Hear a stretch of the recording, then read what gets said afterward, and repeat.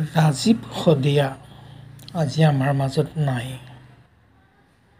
এইজনা ব্যক্তি 1984 চনৰ 31 ডিচেম্বৰ তাৰিখে শদিয়াৰ তোপচিঙা গাঁৱত জন্মগ্ৰহণ কৰিছিল। তেওঁৰ পূৰ্বৰ নাম আছিল ৰাজীৱ গগৈ। গগৈৰ পৰানো শদিয়া কেনেকৈ হ'ল তাৰো এক ইতিহাস আছে।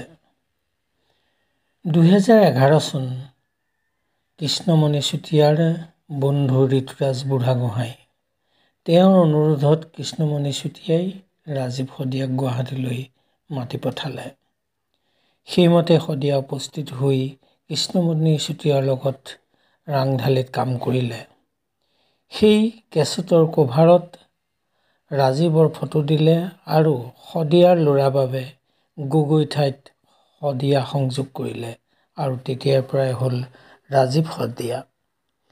পৰৱৰ্তী সময়তে তেওঁ 2 বছৰ কটাই তিনিচুকীয়াৰ ভাড়াঘৰত থাকিবলৈ ল'লে।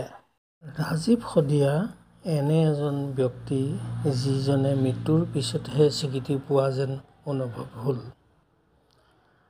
অসম আৰু অসমীয়াৰ স্বাৰ্থত তথা জাতি মাটিৰ হকে অনন্ত কাললৈ এক সংগ্ৰামী চেতনা প্ৰদান কৰি সংগীত পৰিৱেশন কৰি কোনোদিনেই সস্তীয়া জনপ্ৰিয়তাৰ পিছত নদৌৰি এটা স্বকীয় শৈলীৰে পৰিৱেশন কৰা সংগীত সাধাৰণ খাটি খোৱা জনতাৰ মাজত সদায় জনপ্ৰিয় হৈ থাকিব পৰা ব্যক্তি হ'ল ৰাজীৱ।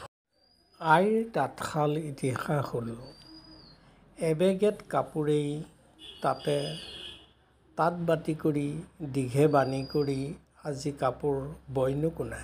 শিল্পীগৰাকীয়ে মহেন্দ্ৰ হাজৰিকাৰ এটি গীত গাই থাকোঁতেই মাঘ মাহৰ উৰুকাৰ নিশা তিনিচুকীয়াৰ ফিলবাৰীত হৃদৰোগত আক্ৰান্ত হৈ ডিব্ৰুগড় চিকিৎসা মহাবিদ্যালয়ত শেষ নিশ্বাস ত্যাগ কৰে।